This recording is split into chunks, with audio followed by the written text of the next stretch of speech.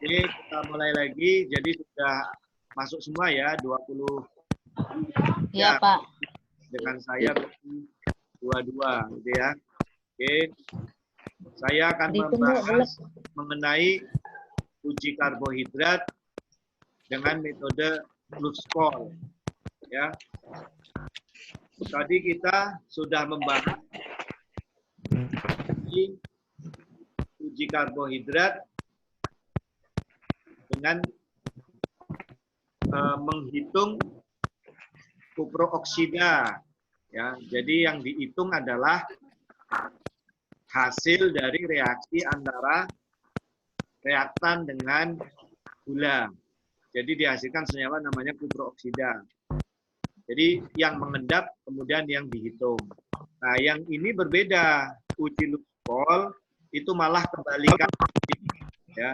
Jadi untuk uji Fluxpol itu kebalikan dari uji yang tadi. Jadi, yang dihitung bukan kuprooksida ya. Kalau yang tadi yang dihitung kuprooksida kan. Ini kuprooksida ini adalah senyawa yang mengendap hasil reaksi antara gula reduksi.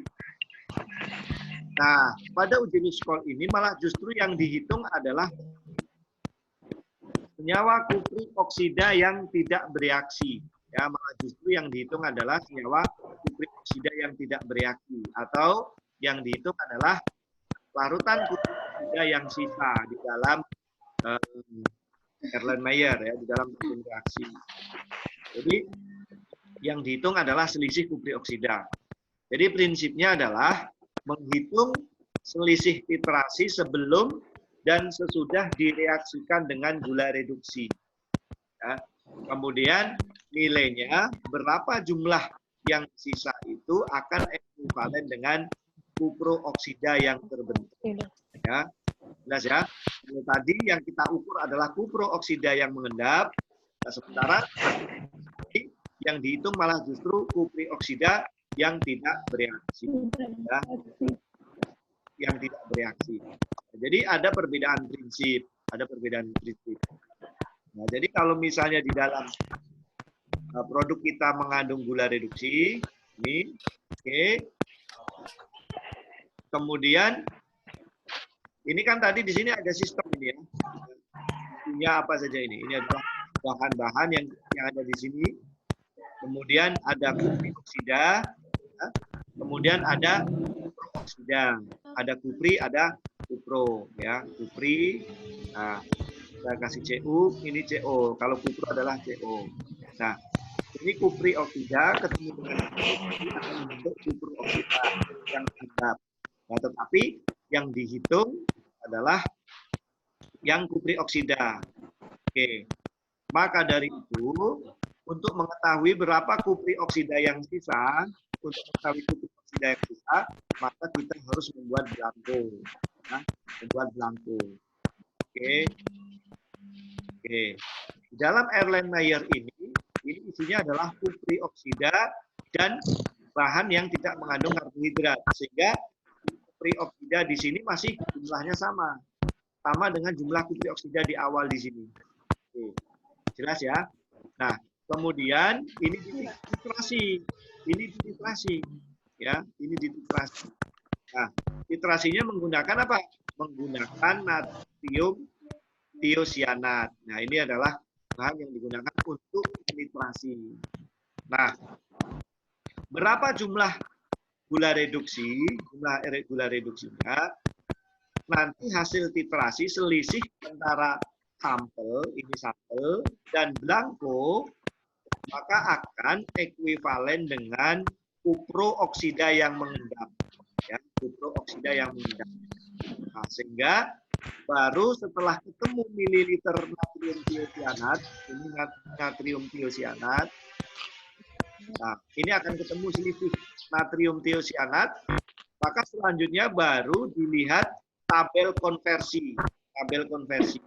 Ya, jadi kalau Anda buka buku analisa hasil pertanian, ini ada namanya tabel konversi.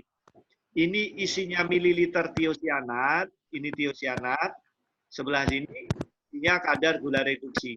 Ya, jadi kita tinggal lihat saja berapa mililiter tiosianat yang kita dapatkan, kemudian tinggal Anda lihat ke sini ke sebelah kanan sebagai kadar gula reduksinya.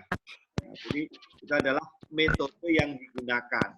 Jadi perbedaan prinsip antara metode Lufol dengan metode kuprioksida adalah yang dihitung, ya, yang dihitung pada Lufol malah justru senyawa adalah bahan kuprioksida yang tersisa, sehingga nanti sisa kuprioksida dititrasi dengan natrium tiosianat. Nah, ya, jadi sekali lagi saya jelaskan ini prinsipnya. Reaksi yang terjadi adalah kuprioksida akan direduksi dengan gula reduksi membentuk kuprooksida. Kuprooksida akan membebaskan iodium dari kalium iodida, kemudian banyaknya iodium akan ekuivalen dengan jumlah kuprioksida. Selanjutnya iodium ini yang dibebaskan akan dititrasi dengan natrium tiosianat. Jadi indikatornya adalah minum, ya. Nah, perubahan warna dari ungu akan menjadi putih ini merupakan hasil reaksinya. Oke, cukup jelas? Nah, kalau begitu, ini ada soal. Ada soal, silahkan kalian kerjakan. Nah, kalian kerjakan, nanti saya akan bahas di sesi berikutnya. Ya, silakan ini di screenshot dulu. Oke. Silakan ada screenshot. Oke, silakan Anda kerjakan ya. Latihan. Oke, nanti saya akan bahas di sesi berikutnya.